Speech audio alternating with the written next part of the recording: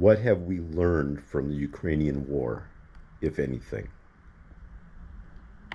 We've learned an awful lot.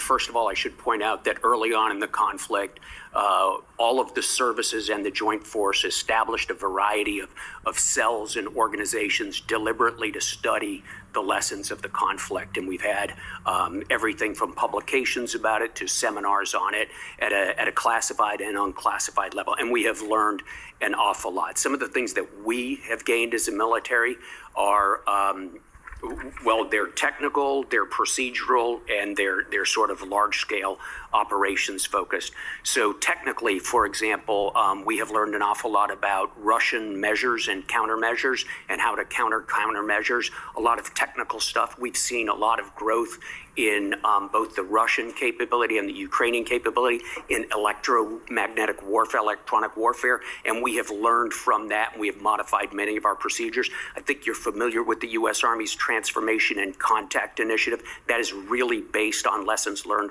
from Ukraine. As a short example, our use of drones has changed deeply across the Joint Force.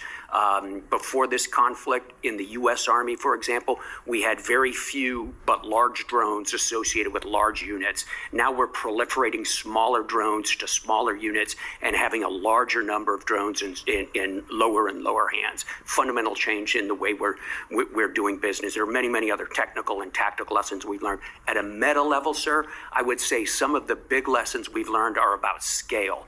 The scale of this conflict is just awe-inspiring.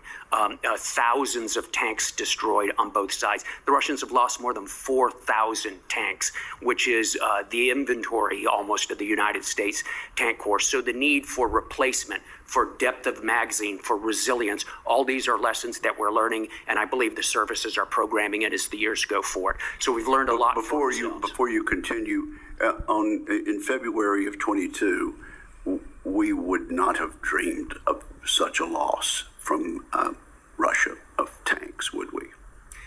We would not have. I did not anticipate the war to go this long, and I did not anticipate Ukraine to be able to destroy so much of Russia's warfighting capability. I hope I didn't break your train of thought, so continue. No, so as we watch the Russians, we see that their level of skill in some technical areas is very high and is evolving during the course of the war, but it's mainly isolated in specific pockets. It does not appear to be generalizable across the force, and overall the quality of their force, especially their ground force, has been decreasing throughout the conflict. On the Ukrainian side, we see sort of the opposite. We see a military that started pretty much from an almost cold start. We had been helping them before the war, but not at the scale we began to after the war, and they've evolved and developed very, very quickly. So we've learned a lot about institutional adaptation from watching both sides.